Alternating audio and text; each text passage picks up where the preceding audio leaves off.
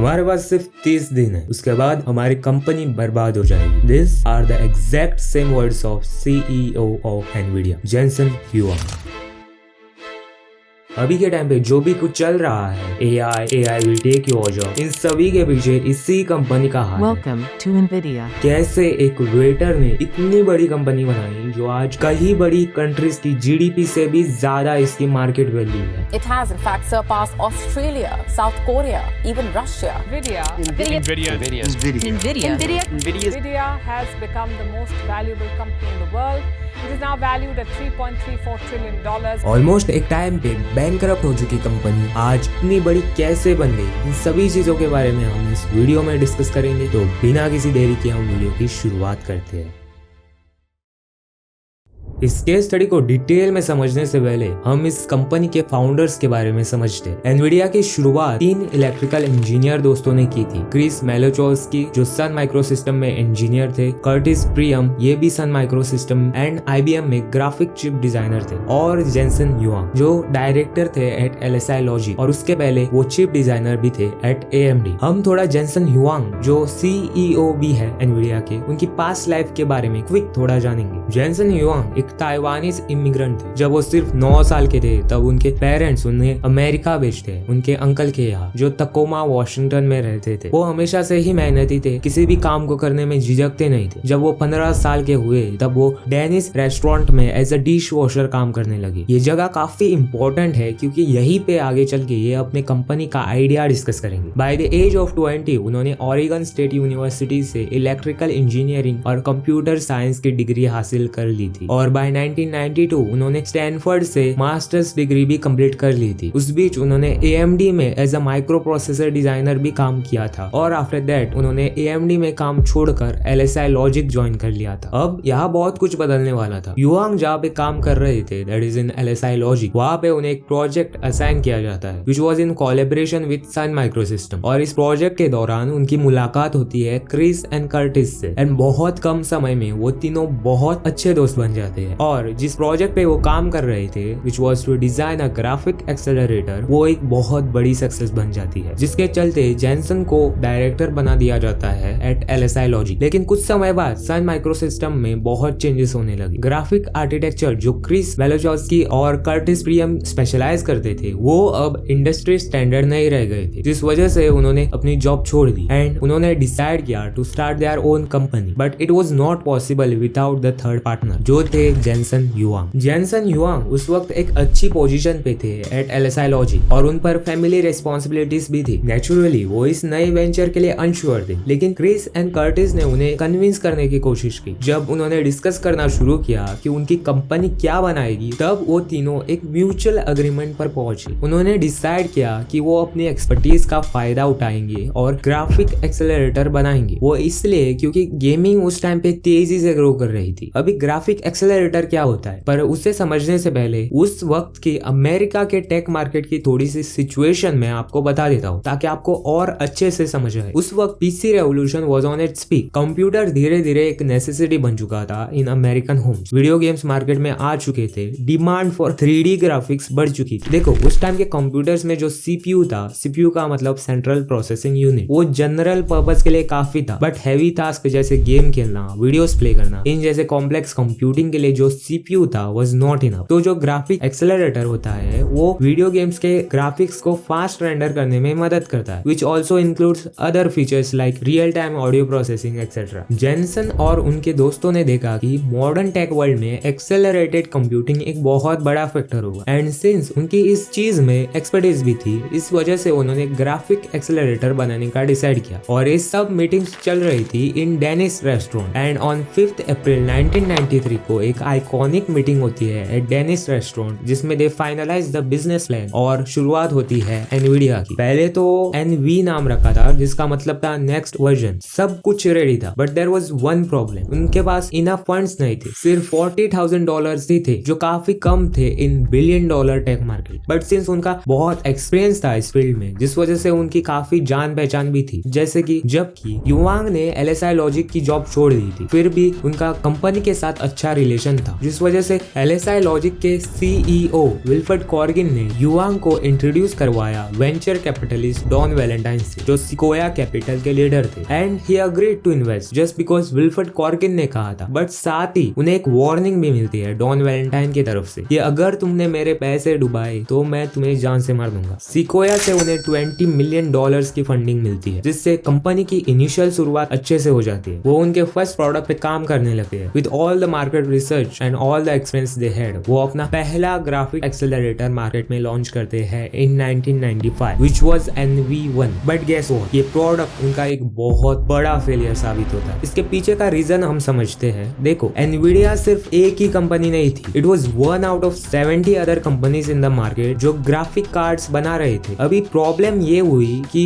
Nvidia ने सोचा कि अगर हमें बाकी कॉम्पिटिटर से अलग दिखना है तो हमें कुछ अलग करना पड़ेगा। सो देखो, ग्राफिक कार्ड्स में एक जियोमेट्रिक प्रिमिटिव्स होता है। प्रिमिटिव्स कंप्यूटर ग्राफिक्स में बेसिक बिल्डिंग ब्लॉक्स की तरह यूज किया जाता है to create 3D shapes and object. ये प्रिमिटिव्स दो तरह का होता है, triangle primitives and quadrilateral primitives. अभी सीन ये था, मार्केट में जो इनके कॉम्पिटिटर्स थे वो सब ट्रायंगल बेस्ड प्रिमिटिव्स यूज कर रहे थे और एनवीडिया ने अपने ग्राफिक कार्ड्स में क्वाड्रिलेटरल प्रिमिटिव्स यूज किए थे, which was little bit complex था अडेप्ट करना गेमर्स के लिए compared to triangle primitives. And also since उन्होंने काफी फंक्शंस एक ही कार्ड में दिए थे, जिसके चलते ओवरऑल कॉम्प्रोमाइजिंग फैक्टर भी बढ़ चुका था, which eventually affected the performance. और मोस्ट इंपॉर्टेंट, प्राइस भी ज्यादा था एज कंपेयर्ड टू अदर, इसीलिए it became a failure. But ये लॉस कुछ भी नहीं था। अब नेक्स्ट, माइक्रोसॉफ्ट इनकी कंपनी बर्बाद कर देता है। NV1 के लॉन्च के कुछ समय बाद Microsoft direct x platform launch करता है। ये एक माइक्रोसॉफ्ट का एप्लीकेशन था जो प्रोग्रामिंग के लिए इंटरफेस क्रिएट करता था। इसका ये मतलब है कि ग्राफिक कार्ड और सॉफ्टवेयर के बीच कनेक्शन बना के देना, ताकि high performance gaming, graphics rendering और ऑडियो प्रोसेसिंग स्मूथली हो सके। अभी यहाँ ट्विस्ट ये था कि ये सिर्फ ट्रायंगल प्रिमिटिव्स को ही सपोर्ट करता था, जिस वजह से एनवीडिया की जो बची कुची उम्मीदें थी वो भी माइक्रोसॉफ्ट ने खत्म कर ली थी। एंड ये यहाँ पर चीजें खत्म नहीं होती है। एनवीडिया बैकएंड में सेगा कंपनी के साथ कॉन्ट्रैक्ट साइन कर चुकी थी for designing graphic card for Sega Dreamcast, जिसका नाम था NV2। सिंस माइक्रोसॉफ्ट के डायरेक्ट एक्स के बाद ये कॉन्ट्रैक्ट भी कैंसिल हो चुका था और इस काम के उन्हें पैसे भी नहीं मिलने वाले थे, कंपनी बर्बाद होने वाली थी। और तभी एंट्री होती है Soichiro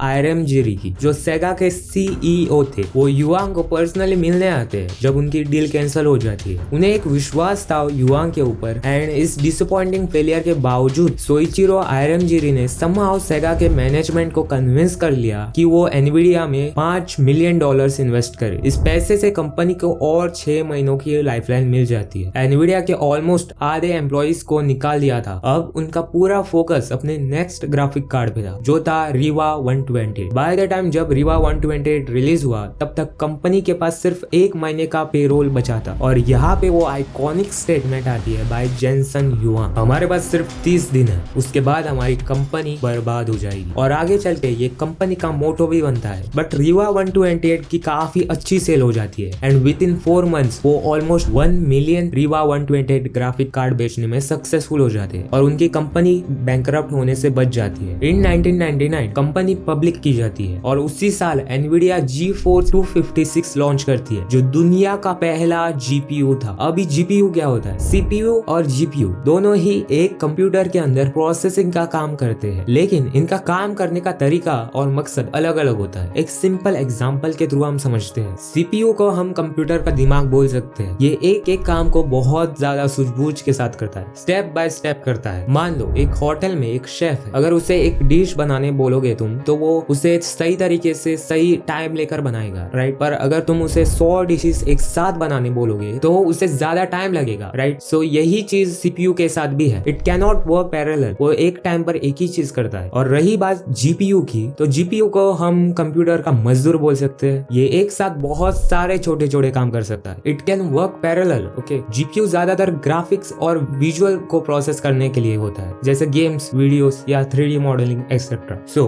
that is the difference between CPU and GPU। तो उनका GPU जो था, दैट इज GeForce 256, वो दुनिया का पहला GPU था and it was a very successful product. और इससे इनका नाम पूरे टेक वर्ल्ड में जाना जाता है। एंड उनके इस सक्सेस के चलते उन्हें माइक्रोसॉफ्ट का कॉन्ट्रैक्ट भी मिलता है to develop the graphics hardware for Microsoft Xbox game console. एक कंपनी जिसने उन्हें ऑलमोस्ट बर्बाद कर दिया था, उन्हीं का उन्हें कॉन्ट्रैक्ट मिलता है। है ना अमेजिंग कमबैक। तो अगर कंपनी 1993 में बनी थी तो फिर अभी लाइक 2-3 साल पहले ऐसा उन्होंने क्या किया जिसके चलते कंपनी मई 2023 में 1 ट्रिलियन पे पहुंचती है, उसके 7 महीने के अंदर 2 ट्रिलियन पे पहुंचती है एंड विद इन अनदर 5 महीने के अंदर कंपनी 3 ट्रिलियन मार्केट कैप का मार्क क्रॉस कर देती है। ऐसी ग्रोथ इससे पहले कभी भी किसी भी कंपनी की नहीं हुई है। बहुत लोग बोलते हैं इट्स ओवरनाइट सक्सेस, कोई कह रहा है इट्स बबल जो आने वाले टाइम में बस्ट हो जाएगा, पर सच में मुझे नहीं लगता। और एआई और एनवीडिया का क्या रिलेशन है इस सक्सेस के पीछे, चलिए लेट्स फाइंड आउट। ओके, जब कंपनी पब्लिक की गई तब जेनसन युआंग ने काफी चीजें कंसिडर की जो आने वाले टेक वर्ल्ड में इंपॉर्टेंट थी। वो अपने प्रोडक्ट की डिपेंडेंसी सिर्फ वीडियो गेम्स मार्केट तक सीमित नहीं रखना चाहते थे, उन्हें एक्सपांड करना था। इसलिए उन्होंने काफी हेवीली इन्वेस्ट किया in R&D and it paid off to them. 2007 में एनवीडिया कूडा लॉन्च करती है। ये वाला कूडा नहीं ब्रो, कूडा stands for computing unified device architecture. Just like Microsoft ने डायरेक्ट एक्स लॉन्च किया था, उसी तरह एनवीडिया ने अपना कूडा लॉन्च किया था। ये भी एक एप्लीकेशन था एनवीडिया का जो प्रोग्रामिंग इंटरफेस प्रोवाइड करता था, बट इसे डेवलप करने के पीछे एक रीजन भी था जो एनवीडिया का एक तरह से विजन भी बन चुका था। एनवीडिया के जीपीयूज काफी कम यूज होते थे ग्राफिक्स एप्लीकेशन के अलावा। एनवीडिया के इंजीनियर्स ने एक सवाल उठाया, अगर हम इसके फुल पोटेंशियल को अनलॉक करें तो हम काफी चीजें कर सकते हैं लाइक एडवांस कंप्यूटिंग एक्सेट्रा। कूडा काफी जरूरी था इस हार्डवेयर की कैपेबिलिटी और सॉफ्टवेयर इकोसिस्टम के बीच का गैप ब्रीच करने के लिए। और यहाँ से शुरुआत होती है डीप लर्निंग पे एक्सपेरिमेंटेशन की using their technology which becomes the building blocks of AI. Huang ने रिसर्चर्स के साथ कोलैबोरेशन करना शुरू कर दिया like Geoffrey Hinton, Andrew Ng and Yann LeCun जो पायनियर्स थे in deep learning. But research करने के लिए उन्हें काफी इंफ्रास्ट्रक्चर की जरूरत थी। इस वजह से उन्होंने बहुत कंपनीज भी एक्वायर की इस दौरान एंड बिगेन एक्सपेरिमेंटिंग, और उन्हें उस एक्सपेरिमेंट्स के फीडबैक भी मिले from researchers experimenting with GPUs for AI workload. इससे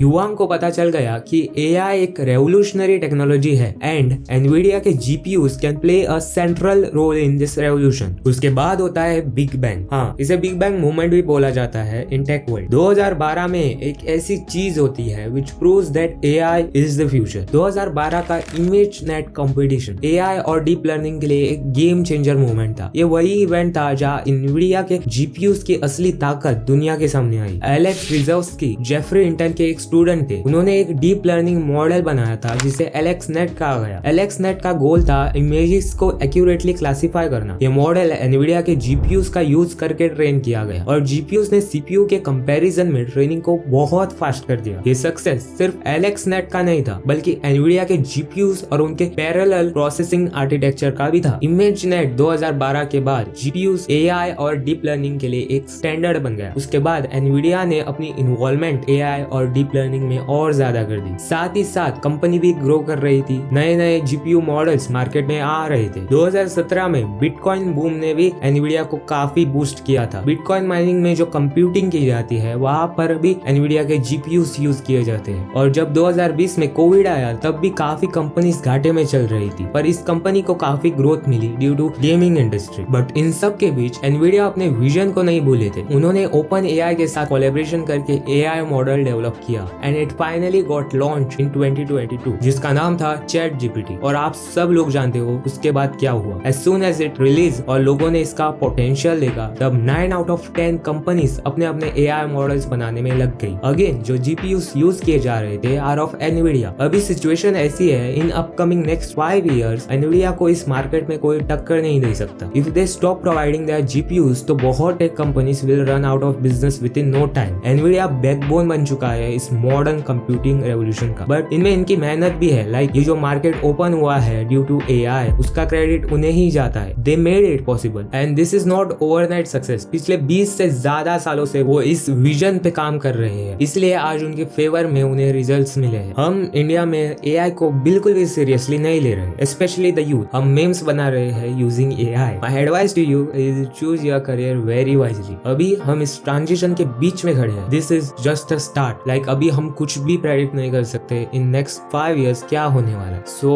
think over it. That's it with this video guys. अगर वीडियो पसंद आई हो तो वीडियो को लाइक करो और इस चैनल को भी जरूर से जरूर सब्सक्राइब कर लेना। Thank you so much for watching.